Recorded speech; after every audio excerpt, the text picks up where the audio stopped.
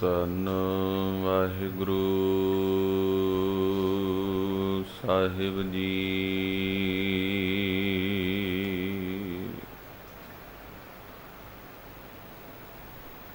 ਤੈਂਡੀ ਬੰਦਿਸ਼ ਮੈਂ ਕੋਈ ਨਾ ਡਿਠਾ,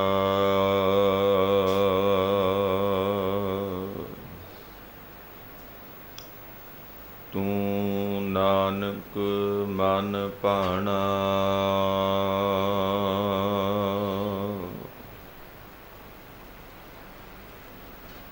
ਕੋਲ ਕੁਮਾਈ ਤਿਸ ਮਿੱਤਰ ਵਿਚੋਲੇ,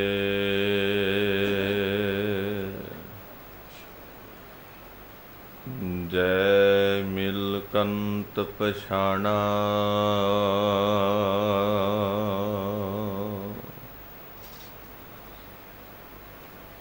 ਆਮ ਸੁਹਾਵੇ ਜਾਂ ਤਉ ਧਿਰ ਜੁਲਦੇ,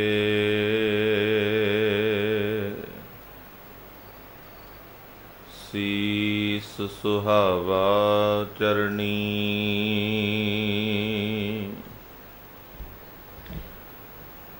ਮੁਖ ਸੁਹਾਵਾ ਜਾਂ ਤਉ ਜਸ ਗਾਵੇ,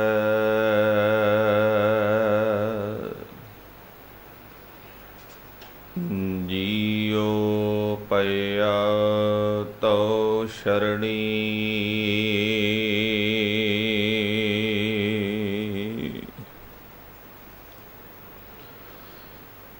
ਹਉ ਆਇਆ ਦੂਰੋਂ ਚੱਲ ਕੇ, ਮੈਂ ਤੱਕੀ ਤਉ ਸ਼ਰਣਾਏ ਜਿਉ।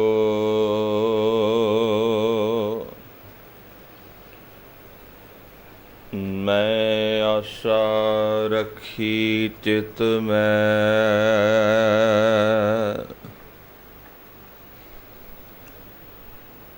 ਮੇਰਾ ਸਭੋ ਦੁਖ ਗਵਾਏ ਜਿਉ।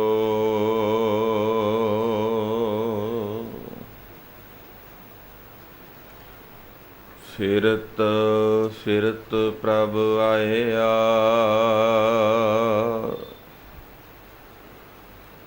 ਪਰਿਆ ਤਉ ਸ਼ਰਣਾਏ।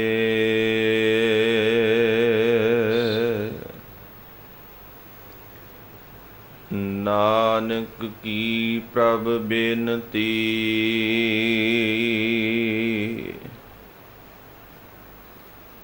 ਆਪਣੀ ਭਗਤੀ ਲਾਏ।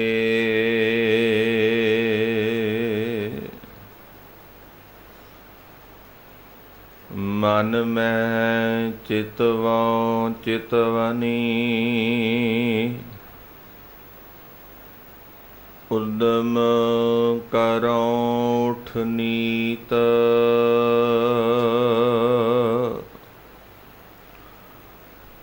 ਹਾਰ ਕੀਰਤਨ ਕਾ ਆਹਾਰੋ,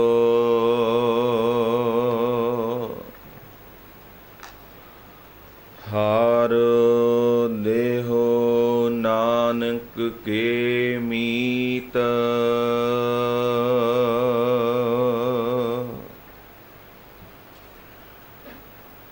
ਸਤਨਾਮ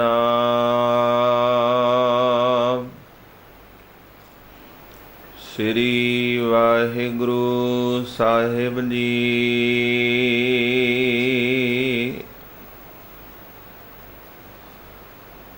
ਭੈਰੋ ਮਹਿਲਾ ਤੀਜਾ।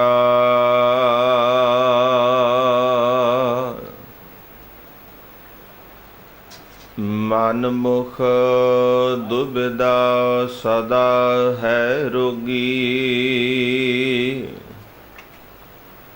ਰੋਗੀ ਸਗਲ ਸੰਸਾਰਾ।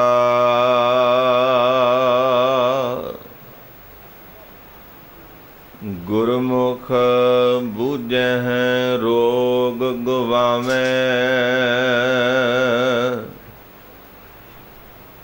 ਗੁਰ ਸ਼ਬਦੀ ਵਿਚਾਰਾ।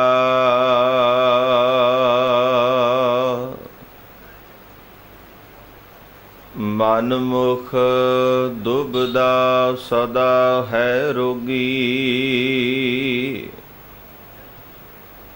ਰੋਗੀ ਸਗਲ ਸੰਸਾਰਾ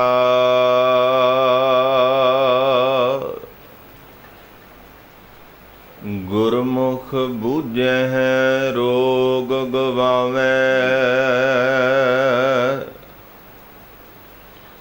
ਗੁਰ ਸ਼ਬਦੀ ਵਿਚਾਰਾ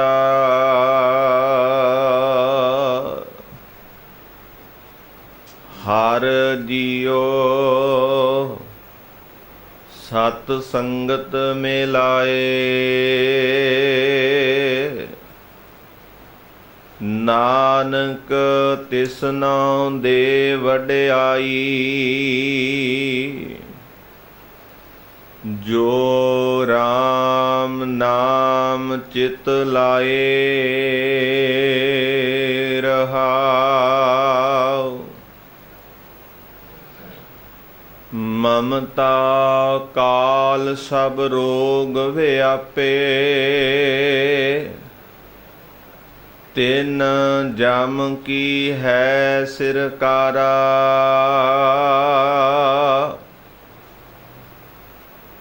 ਗੁਰਮੁਖ ਪ੍ਰਾਣੀ ਜਮ ਨੇੜ ਨਾ ਆਵੈ। ਜਿਨ ਹਰ ਰਾਖਿਆ ਉਰ ਧਾਰਾ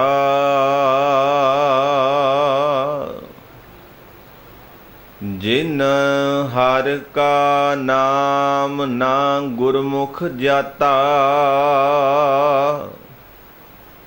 ਸੇ ਜਗ ਮਹਿ ਕਾਹੇ ਆਇਆ।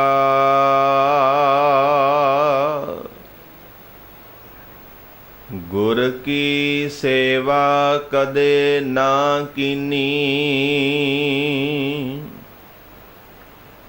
ਬਿਰਥਾ ਜਨਮ ਗਵਾਇਆ।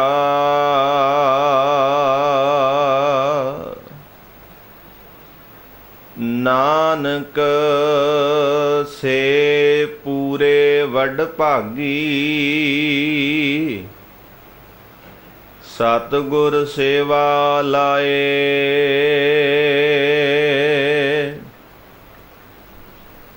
ਜੋ ਇੱਛੈ ਸੋਈ ਫਲ ਪਾਵੈ ਗੁਰ ਬਾਣੀ ਸੁਖ ਪਾਏ।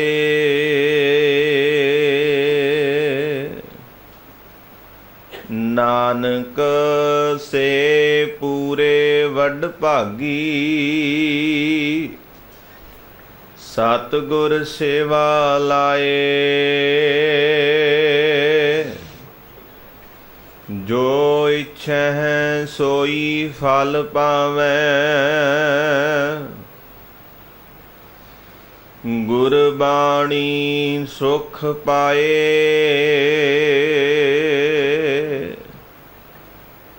ਵਾਹਿਗੁਰੂ ਜੀ ਕਾ ਖਾਲਸਾ ਵਾਹਿਗੁਰੂ ਜੀ ਕੀ ਫਤਿਹ। ਪਰਮ ਸਨਮਾਨਯੋਗ ਚਵਰ ਛਤਰ ਤਖਤ ਦੇ ਮਾਲਕ ਸਿਧਾਂਤਾਂ ਦੇ ਖਜ਼ਾਨੇ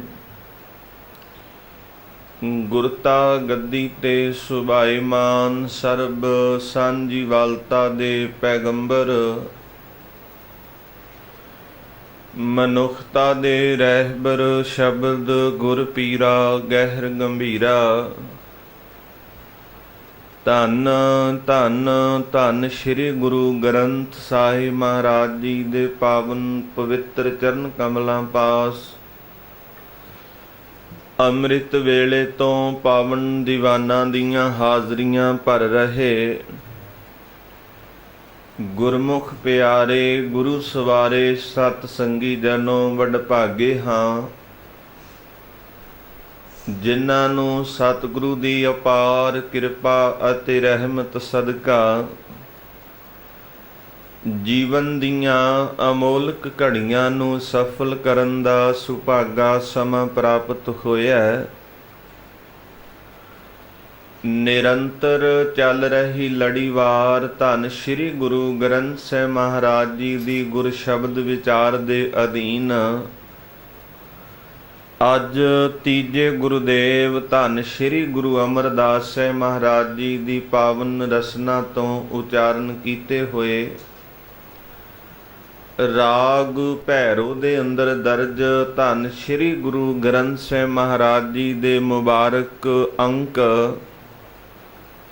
1130 ਦੇ ਉੱਪਰ ਸੁਭਾਈਮਾਨ ਸਤਿਗੁਰੂ ਨੇ ਅੱਜ ਇਹਨਾਂ ਪਾਵਨ ਬਚਨਾਂ ਦੇ ਵਿੱਚ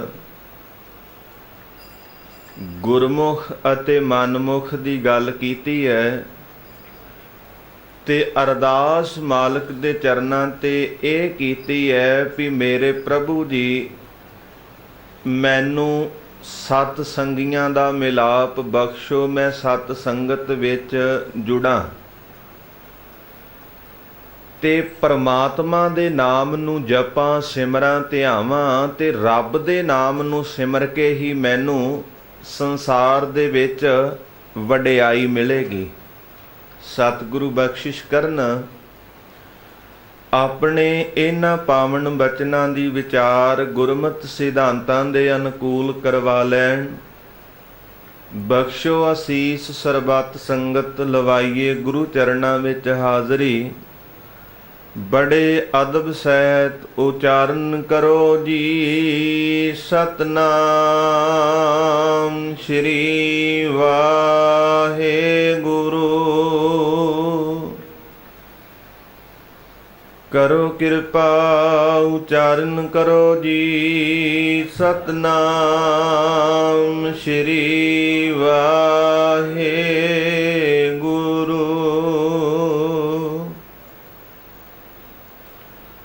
ਹਰ ਜੀਓ ਸਤ ਸੰਗਤ ਮਿਲਾਏ।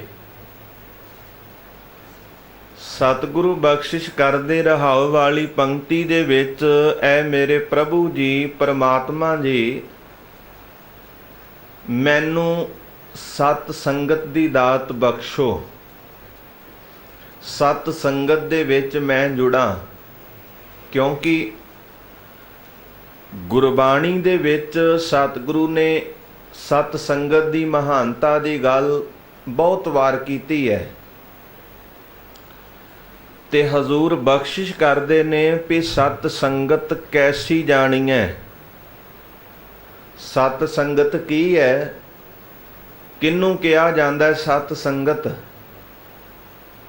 ਸਤ ਦੀ ਸੰਗਤ ਭਾਵ ਕਿ ਸੱਚੇ ਪੁਰਸ਼ਾਂ ਦੀ ਸੰਗਤ, ਸੱਚੇ ਬੰਦਿਆਂ ਦਾ ਇਕੱਠ, ਜਿੱਥੇ ਸੱਚ ਦੀ ਇੱਕ ਰੱਬ ਦੀ ਸਤਨਾਮ ਦੀ ਗੱਲ ਹੁੰਦੀ ਹੈ, ਉਹ ਸਤ ਸੰਗਤ ਹੈ। ਕਹਿੰਦੇ ਸਤ ਸੰਗਤ ਕੈਸੀ ਜਾਣੀ ਹੈ? ਫਿਰ ਜਵਾਬ ਦਿੱਤਾ ਹੈ ਹਜ਼ੂਰ ਨੇ, ਜਿੱਥੇ ਏਕੋ ਨਾਉ ਵਖਾਣੀ ਹੈ, ਜਿੱਥੇ ਇੱਕ ਰੱਬ ਦੇ ਨਾਮ ਦੀ ਗੱਲ ਕੀਤੀ ਜਾਂਦੀ ਹੋਵੇ, ਉਹ ਸਤ ਸੰਗਤ ਹੈ। ਤੇ ਹਜ਼ੂਰ ਬਖਸ਼ਿਸ਼ ਕਰਦੇ ਨੇ, ਕਹਿੰਦੇ ਊਤਮ ਸੰਗਤ ਊਤਮ ਹੋਵੇ, ਗੁਣ ਕਉ ਧਾਵੈ ਅਵਗੁਣ ਧੋਵੈ। ਜਿਹੜੀ ਉੱਤਮ ਸੰਗਤ ਹੈ ਉਹ ਹੈ ਹੀ ਉੱਤਮ ਸੰਗਤ ਤੋਂ ਉਤਲਾ ਦਰਜਾ ਕਿਤੇ ਵੀ ਨਹੀਂ। ਤੇ ਗੁਰਬਾਣੀ ਦੇ ਵਿੱਚ ਹੀ ਸਤਿਗੁਰੂ ਨੇ ਸਤ ਸੰਗਤ ਨੂੰ ਬੈਕੁੰਠ ਆਖਿਆ। ਸਤ ਸੰਗਤ ਨੂੰ ਗੁਰਬਾਣੀ ਦੇ ਵਿੱਚ ਸਤਿਗੁਰੂ ਨੇ ਸਵਰਗ ਆਖਿਆ। ਮਰਨ ਤੋਂ ਬਾਅਦ ਵਾਲਾ ਸਵਰਗ ਤੇ ਪਤਾ ਨਹੀਂ ਮਿਲਣਾ ਕਿ ਨਹੀਂ, ਪਰ ਜਿਉਂਦੇ ਦੀ ਸਤਿਗੁਰੂ ਕਹਿੰਦੇ ਜ਼ਰੂਰ ਸੰਗਤ ਹੈ। ਸੰਗਤ ਹੀ ਸਵਰਗ ਹੈ ਔਰ ਸੰਗਤ ਦੇ ਵਿੱਚ ਹੀ ਸਵਰਗ ਮਨੁੱਖ ਮਹਿਸੂਸ ਕਰਦਾ ਹੈ। ਹਜ਼ੂਰ ਨੇ ਬਖਸ਼ਿਸ਼ ਕੀਤੀ ਹੈ, ਜੋ ਜਨ ਪਰਮਿਤ ਪਰਮਨ ਜਾਨਾ, ਬਾਤਨ ਹੀ ਬੈਕੁੰਠ ਜਾਨਾ, ਬਾਤਨ ਹੀ ਬੈਕੁੰਠ ਬਖਾਨਾ। जब लाग मन बैकुंठ की आस, तब लाग होए नहीं चरण निवास। ना जाना बैकुंठ कहाँ ही, जान जान सब कह तहाँ ही। कबीर साहब कहंदे भी लोक स्वर्गां दी गल बात बड़ी करदे ने, ਕੋਈ ਕਹਿੰਦਾ ਮੈਨੂੰ ਸਵਰਗ ਮਿਲ ਜਾਵੇ ਮਰਨ ਤੋਂ ਬਾਅਦ, ਦੂਜਾ ਕਹਿੰਦਾ ਮੈਨੂੰ ਮਿਲ ਜਾਵੇ। ਪਰ ਸਵਰਗਾਂ ਦੀ ਚਾਹਨਾ ਰੱਖ ਕੇ ਹੀ ਦਾਨ ਪੁੰਨ ਕੀਤੇ ਜਾ ਰਹੇ ਨੇ, ਔਰ ਗੱਲਾਂ ਬਾਤਾਂ ਦੇ ਨਾਲ ਰੱਬ ਦਾ ਅੰਤ ਪਾਉਣ ਦਾ ਬੰਦਾ ਗੱਲ ਤੇ ਕਰਦਾ ਹੈ। ਗੱਲਾਂ ਬਾਤਾਂ ਦੇ ਨਾਲ ਇਹ ਤੇ ਕਹਿੰਦਾ ਵੀ ਮੈਨੂੰ ਸਵਰਗ ਮਿਲ ਜਾਵੇ, ਪਰ ਪਤਾ ਨਹੀਂ ਵੀ ਸਵਰਗ ਹੈ ਕਿੱਥੇ, ਦੱਸਿਆ ਨਹੀਂ ਕਿਸੇ ਨੇ। ਹਜ਼ੂਰ ਬਖਸ਼ਿਸ਼ ਕਰਦੇ, ਕਹਿੰਦੇ ਜੋ ਜਨ ਪਰਮਿਤ ਪਰਮਨ ਜਾਨਾ, ਬਤ ਨਹੀਂ ਬੈਕੁੰਠ ਬਖਾਨਾ। ਬਾਤਾਂ ਦੇ ਨਾਲ, ਗੱਲਾਂ ਬਾਤਾਂ ਦੇ ਨਾਲ ਬੈਕੁੰਠ ਦੀਆਂ ਗੱਲਾਂ ਜ਼ਰੂਰ ਹੁੰਦੀਆਂ ਨੇ। ਗੱਲਾਂ ਬਾਤਾਂ ਦੇ ਨਾਲ ਉਸ ਬੇਅੰਤ ਰੱਬ ਦਾ ਅੰਤ ਪਾਉਣ ਦਾ ਯਤਨ ਤੇ ਕਰਦਾ ਬੰਦਾ, ਪਰ ਜਬ ਲਗ ਮਨ ਬੈਕੁੰਠ ਕੀ ਆਸ, ਤਬ ਲਗ ਹੋਏ ਨਹੀਂ ਚਰਨ ਨਿਵਾਸ। ਜਿੰਨਾ ਚਿਰ ਬੈਕੁੰਠ ਸਵਰਗ ਦੀ ਇੱਛਾ, ਉਹਨਾਂ ਚਿਰ ਮਾਲਕ ਦੇ ਚਰਨ ਹਿਰਦੇ 'ਚ ਨਹੀਂ ਵਸ ਸਕਦੇ। ਫਿਰ ਕਹਿੰਦੇ ਹਰੇਕ ਇਹ ਗੱਲ ਕਹਿੰਦਾ ਗੱਲਾਂ ਬਾਤਾਂ ਦੇ ਨਾਲ ਵੀ ਮੈਂ ਵੀ ਬੈਕੁੰਠ ਦੇ ਵਿੱਚ ਜਾਵਾਂ। ਨਾ ਜਾਣਾ ਬੈਕੁੰਠ ਕਹਾਂ ਹੀ, ਜਾਣ ਜਾਣ ਸਭ ਕਹਿ ਤਾਹਾਂ ਹੀ। ਕਹਿੰਦੇ ਹਰੇਕ ਕਹਿੰਦਾ ਵੀ ਮੈਂ ਵੀ ਜਾਣਾ, ਪਰ ਪਤਾ ਨਹੀਂ ਵੀ ਸਵਰਗ ਹੈ ਕਿੱਥੇ। ਫਿਰ ਕਬੀਰ ਸਾਹਿਬ ਕਹਿੰਦੇ ਕਹੋ ਕਬੀਰ ਇਹ ਕਹੀਐ ਕਾਹੇ, ਸਾਧ ਸੰਗਤ ਬੈਕੁੰਠ ਆਹੇ। ਕਹਿੰਦੇ ਜਿਹੜੇ ਗੁਰੂ ਦੀ ਸੰਗਤ ਹੈ, ਸਤ ਸੰਗੀ ਬੈਠੇ ਨੇ, ਜਿੱਥੇ ਇੱਕ ਰੱਬ ਦੀ ਗੱਲ ਹੁੰਦੀ ਹੈ, ਗੁਰਬਾਣੀ ਦਾ ਕੀਰਤਨ ਹੋ ਰਿਹਾ, ਸ਼ਬਦ ਦੀ ਵਿਚਾਰ ਹੋ ਰਹੀ ਹੈ, ਵਾਹਿਗੁਰੂ ਦਾ ਸਿਮਰਨ ਹੋ ਰਿਹਾ ਹੈ, ਉਹੀ ਸਵਰਗ ਹੈ। ਕਬੀਰ ਸਾਹਿਬ ਨੇ ਬਖਸ਼ਿਸ਼ ਕੀਤੀ, ਕਹੋ ਕਬੀਰ ਇਹ ਕਹੀਏ ਕਾਹੇ। ਕਹਿੰਦੇ ਕਿਵੇਂ ਸਮਝਾਈਏ ਲੋਕਾਂ ਨੂੰ, ਸਾਧ ਸੰਗਤ ਬੈਕੁੰਠ ਆਹੇ। ਇਹ ਜਿਹੜੀ ਸਤ ਸੰਗਤ ਹੈ ਇਹੀ ਸਵਰਗ ਹੈ, ਇਹੀ ਬੈਕੁੰਠ ਹੈ। ਹਜ਼ੂਰ ਕਹਿੰਦੇ ਊਤਮ ਸੰਗਤ ਊਤਮ ਹੋਵੇ, ਗੁਣ ਕਉ ਧਾਵੈ ਅਵਗੁਣ ਧੋਵੈ। ਗੁਣਾਂ ਨੂੰ ਇਕੱਠਿਆਂ ਕਰਦੀ ਹੈ ਗੁਰੂ ਦੀ ਸੰਗਤ, ਔਰ ਅਵਗੁਣਾਂ ਨੂੰ ਗੁਰੂ ਦੀ ਸੰਗਤ ਧੋ ਦਿੰਦੀ ਹੈ। ਇਸ ਕਰਕੇ ਸਤਿਗੁਰੂ ਬਖਸ਼ਿਸ਼ ਕਰਦੇ ਨੇ, ਕਾਮ ਕ੍ਰੋਧ ਮਾਇਆ ਮਦ ਮਸਤਰ ਇਹ ਖੇਲਤ ਸਭ ਜੂਏ ਹਾਰੇ।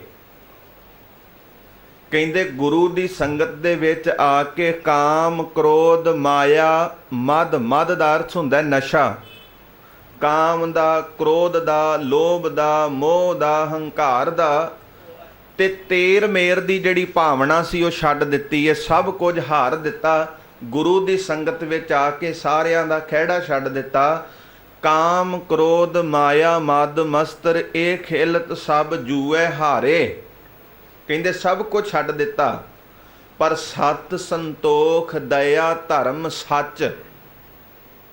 ਹੁਣ ਜਤ ਸਤ ਬਣ ਗਿਆ, ਉੱਚਾ ਕਰੈਕਟਰ, ਵਧੀਆ ਜੀਵਨ ਬਣ ਗਿਆ।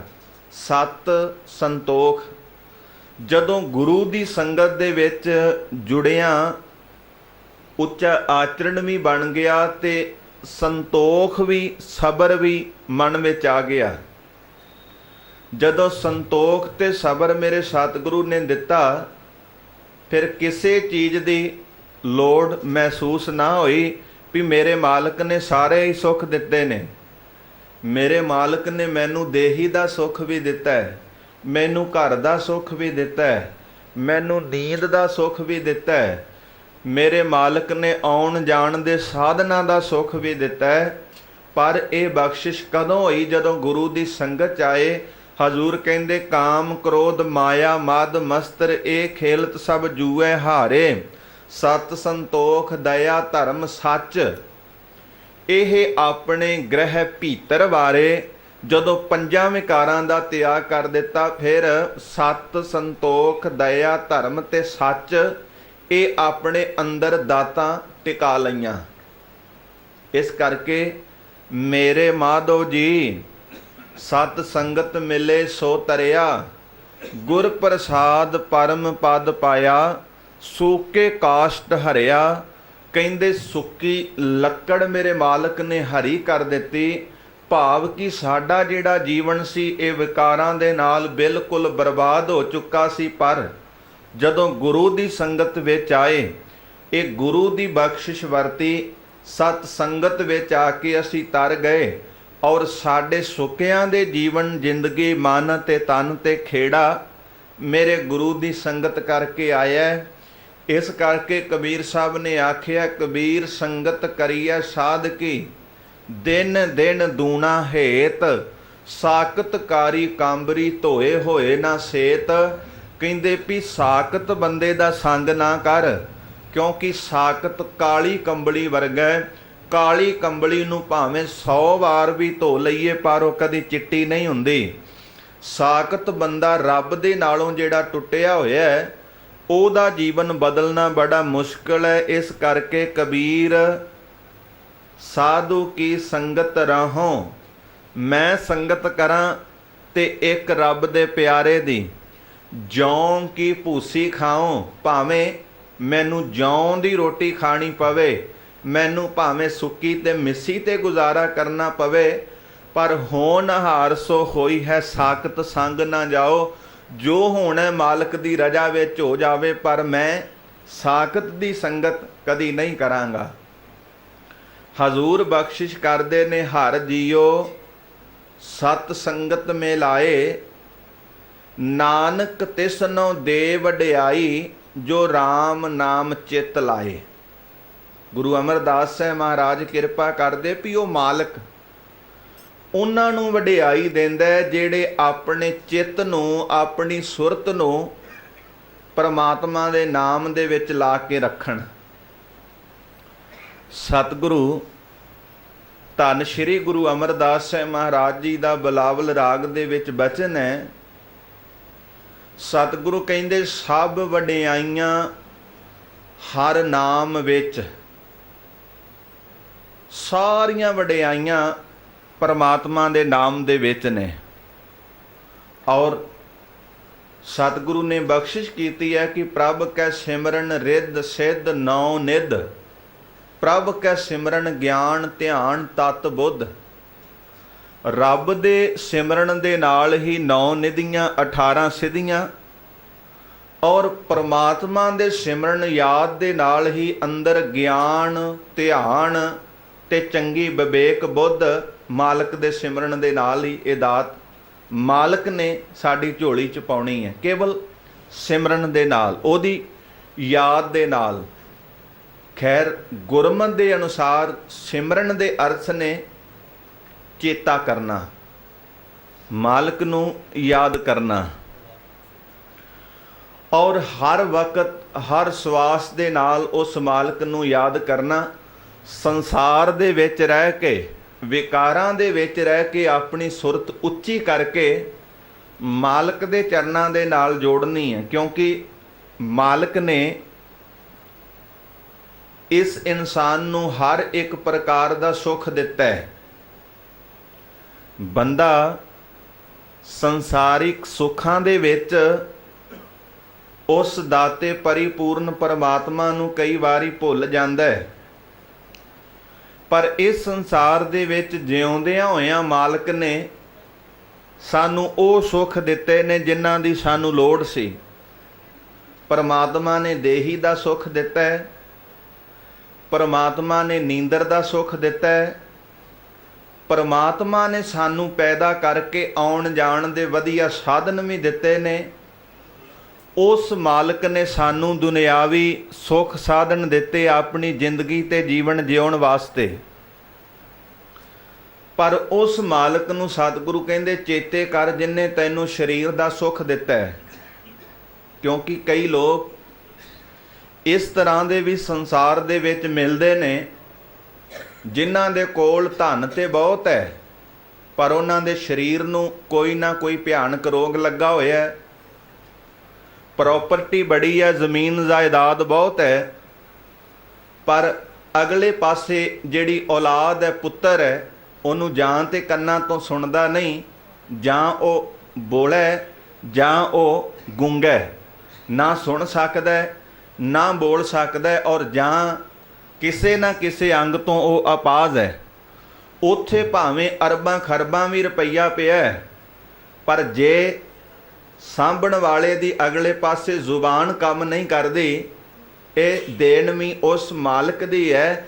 ਸਤਿਗੁਰੂ ਕਹਿੰਦੇ ਜਿਸ ਮਾਲਕ ਨੇ ਤੈਨੂੰ ਇਹ ਦਾਤ ਦਿੱਤੀ ਹੈ ਬੋਲਣ ਦੀ, ਦੇਹੀ ਦੇ ਸੁੱਖ ਦਿੱਤੇ ਨੇ, ਪਰ ਉਸ ਮਾਲਕ ਨੂੰ ਚੇਤਾ ਕਰ।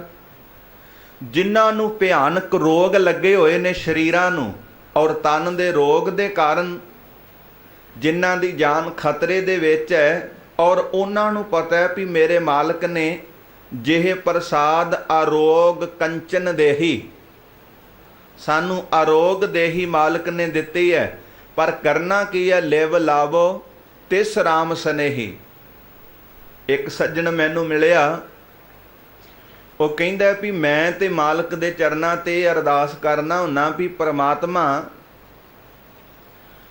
ਮੈਨੂੰ ਗਰੀਬੀ ਜਿੰਨੀ ਮਰਜ਼ੀ ਦੇ ਦੇਈਂ, ਪਰ ਮੇਰੇ ਤਨ ਨੂੰ ਰੋਗ ਨਾ ਲਾਈ।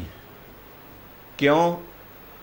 ਉਹ ਕਹਿੰਦਾ ਗਰੀਬੀ ਹੋਵੇਗੀ ਪਰਿਵਾਰ ਦੇ ਵਿੱਚ ਤੇ ਸਰੀਰ ਅਰੋਗ ਹੋਵੇਗਾ ਤੇ ਕਮਾ ਲਵਾਂਗਾ, ਸਰੀਰ ਕਮਾਉਣ ਦੇ ਜੇ ਯੋਗ ਹੋਵੇਗਾ। ਜੇ ਮੇਰੇ ਸਰੀਰ ਨੂੰ ਹੀ ਰੋਗ ਲੱਗ ਗਿਆ ਤੇ ਧਨ ਪਦਾਰਥ ਘਰ ਵਿੱਚ ਵਾਧੂ ਹੋਏ, ਮਾਇਆ ਵਾਧੂ ਹੋਈ, ਫਿਰ ਕੀ ਕਰਾਂਗਾ? ਜੇ ਸਰੀਰ ਨੇ ਸਾਥ ਨਾ ਦਿੱਤਾ। ਇਸ ਕਰਕੇ ਮੈਂ ਅਰਦਾਸ ਇਹ ਕਰਦਾ। ਉਹ ਕਹਿੰਦਾ ਤੁਸੀਂ ਵੀ ਅਰਦਾਸ ਕਰਿਆ ਕਰੋ ਵੀ ਮਾਲਕਾ ਗਰੀਬੀ ਭਾਵੇਂ ਜਿੰਨੀ ਮਰਜ਼ੀ ਆ ਜਾਏ, ਪਰ ਇਸ ਤਨ ਨੂੰ ਰੋਗ ਨਾ ਲਾਈ। ਗਰੀਬੀ ਹੋਵੇਗੀ ਤੇ ਸਰੀਰ ਅਰੋਗ ਹੋਵੇਗਾ। ਇਹਨਾਂ ਹੱਥਾਂ ਪੈਰਾਂ ਦੇ ਨਾਲ ਅਰੋਗ ਸਰੀਰ ਦੇ ਨਾਲ ਕਮਾਇਆ ਜਾ ਸਕਦਾ ਹੈ, ਪਰ ਜੇ ਸਰੀਰ ਹੀ ਰੋਗੀ ਹੋ ਗਿਆ ਤੇ ਫਿਰ ਕਮਾਵਾਂਗੇ ਕਿੱਥੋਂ? ਇਸ ਕਰਕੇ ਸਤਿਗੁਰੂ ਕਹਿੰਦੇ ਜਿਹੇ ਪ੍ਰਸਾਦ ਅਰੋਗ ਕੰਚਨ ਦੇਹੀ। ਪ੍ਰਸਾਦ ਦਾ ਅਰਥ ਹੈ ਕਿਰਪਾ। ਜਿਹਦੀ ਕਿਰਪਾ ਦੇ ਨਾਲ ਮਾਲਕ ਨੇ ਸਾਨੂੰ ਸੁੰਦਰ ਸਰੀਰ ਦਿੱਤਾ ਔਰ ਸੁੰਦਰ ਸਰੀਰ ਮਿਲਿਆ। ਲਿਵ ਲਾਵੋ ਤਿਸ ਰਾਮ ਸਨੇਹੀ। ਜਿਹ ਪ੍ਰਸਾਦ ਸੁਨੈ ਕਰਨ ਨਾਦ, ਜੇ ਪ੍ਰਸਾਦ ਪੇਖੈ ਬਿਸਮਾਦ, ਜੇ ਪ੍ਰਸਾਦ ਬੋਲੇ ਅੰਮ੍ਰਿਤ ਰਸਨਾ। ਸਤਿਗੁਰੂ ਕਹਿੰਦੇ ਜਿਹਦੀ ਕਿਰਪਾ ਦੇ ਨਾਲ ਇਹ ਜ਼ੁਬਾਨ ਬੋਲਦੀ ਹੈ, ਪਰ ਜ਼ੁਬਾਨ ਦੇ ਬੋਲਣ ਦੀ ਸਮਰੱਥਾ ਦੀ ਕੀਮਤ ਤੇ ਇੱਕ ਗੂੰਗਾ ਬੰਦਾ ਜਾਣ ਸਕਦਾ ਹੈ। ਜੇ ਪ੍ਰਸਾਦ ਹਸਤ ਕਰ ਚੱਲੇ, ਹੱਥਾਂ ਦੇ ਨਾਲ ਤੇ ਪੈਰਾਂ ਦੇ ਨਾਲ ਕੰਮਕਾਰ ਹੋ ਰਿਹਾ ਹੈ ਔਰ ਚੱਲਿਆ ਫਿਰਿਆ ਜਾ ਰਿਹਾ ਹੈ, ਇਹ ਮਾਲਕ ਦੀ ਕਿਰਪਾ ਹੈ। ਪਰ ਐ ਨਾ ਸ਼ੁਕਰੇ ਬੰਦੇ, ਤੂੰ ਉਸ ਮਾਲਕ ਦਾ ਧੰਨਵਾਦ ਕਰ, ਉਸ ਮਾਲਕ ਨੂੰ ਚੇਤੇ ਕਰ, ਉਹਦੀ ਯਾਦ ਆਪਣੇ ਹਿਰਦੇ ਦੇ ਵਿੱਚ ਵਸਾ, ਜਿਨਨੇ ਤੈਨੂੰ ਇਹ ਸੁੰਦਰ ਸਰੀਰ ਦਿੱਤਾ ਹੈ ਔਰ ਆਰੋਗ। ਇੱਕ ਸ਼ੇਖ ਸਾਦੀ ਦਾ ਨਾਮ ਤੁਸੀਂ ਸਾਰਿਆਂ ਨੇ ਸੁਣਿਆ, ਪਰ ਸ਼ੇਖ ਸਾਦੀ ਇਸਲਾਮ ਦੇ ਵਿੱਚ ਪੈਦਾ ਹੋਇਆ। ਸ਼ੇਖ ਸਾਦੀ ਦੀਆਂ ਬਹੁਤ ਸਾਰੀਆਂ ਲਿਖਤਾਂ ਵੀ ਸਾਨੂੰ ਪੜ੍ਹਨ ਵਾਸਤੇ ਮਿਲਦੀਆਂ ਨੇ। ਇਹ ਬੱਚਾ ਸੀ, ਬਚਪਨ ਦੇ ਵਿੱਚ ਹੀ ਇਹਦੇ ਮਾਤਾ ਪਿਤਾ ਚੜ੍ਹਾਈ ਕਰ ਗਏ, ਮਾਤਾ ਪਿਤਾ ਗੁਜ਼ਰ ਗਏ ਤੇ ਇਹਨੂੰ ਇਹਦੇ ਚਾਚੇ ਤੇ ਚਾਚੀ ਨੇ ਪਾਲਿਆ ਸੀ। ਬੜੀ ਗਰੀਬੀ ਸੀ ਘਰ ਦੇ ਵਿੱਚ। ਚਾਚੇ ਤੇ ਚਾਚੀ ਨੇ ਇਹਨੂੰ ਪਾਲਿਆ, ਅਜੇ ਬਚਪਨਾ ਸੀ ਜੀਵਨ ਦੇ ਵਿੱਚ। ਤੇ ਇੱਕ ਦਿਨ ਕੀ ਹੋਇਆ ਵੀ ਜਿਹੜਾ ਚਾਚਾ ਸੀ ਉਹ ਜ਼ਿਆਦਾ ਪਿਆਰ ਸ਼ੇਖ ਸਾਦੀ ਨੂੰ ਆਪਣੇ ਭਤੀਜੇ ਨੂੰ ਕਰਦਾ ਸੀ, ਬੱਚਿਆਂ ਦੇ ਨਾਲੋਂ, ਆਪਣਿਆਂ ਨਾਲੋਂ ਜ਼ਿਆਦਾ। ਤੇ ਸ਼ੇਖ ਸਾਦੀ ਨੂੰ ਜਿੰਨਾ ਪਿਆਰ ਕਰਨਾ, ਉਹਦੇ ਪਰਥਾਏ ਬੱਚਿਆਂ ਨੂੰ ਉਹ ਬੜਾ ਘੱਟ ਪਿਆਰ ਕਰਦਾ ਸੀ। ਇੱਕ ਦਿਨ ਘਰ ਦੇ ਵਿੱਚ ਲੜਾਈ ਝਗੜਾ ਹੋ ਗਿਆ। ਸ਼ੇਖ ਸਾਦੀ ਦੀ ਚਾਚੀ ਨੇ ਉਹਦੇ ਚਾਚੇ ਨੂੰ ਆਖਿਆ ਵੀ ਤੂੰ ਆਪਣੇ ਬੱਚਿਆਂ ਨੂੰ ਕੁਝ ਸਮਝਦਾ ਨਹੀਂ ਔਰ ਇਹਦੇ ਨਾਲ ਬਹੁਤਾ ਲਾਡ ਪਿਆਰ ਕਰਦਾ ਹੈ, ਪਰ ਇਸ ਤਰ੍ਹਾਂ ਹੁਣ ਕੰਮ ਨਹੀਂ ਚੱਲਣਾ। ਤੂੰ ਇਸ ਅਨਾਥ ਨੂੰ ਪਾਲ ਰਿਹਾ ਔਰ ਕਾਹਦੇ ਵਾਸਤੇ? ਮੈਂ ਤੇ ਚਾਹੁੰਦੀ ਹਾਂ ਵੀ ਇਹਨੂੰ ਤੂੰ ਆਪਣੇ ਘਰੋਂ ਕੱਢ ਦੇ। ਜਾਂ ਇਸ ਘਰ ਵਿੱਚ ਮੈਂ ਰਹਾਂਗੀ, ਜਾਂ ਇਹ ਬੱਚਾ ਰਹੇਗਾ, ਜਾਂ ਬੱਚਾ ਰਹੇਗਾ ਤੇ ਜਾਂ ਮੈਂ ਰਹਾਂਗੀ। ਦੋਵਾਂ ਦੇ ਵਿੱਚੋਂ ਇੱਕ ਰਹੇਗਾ ਇਸ ਘਰ ਦੇ ਵਿੱਚ। ਔਰ ਸ਼ੇਖ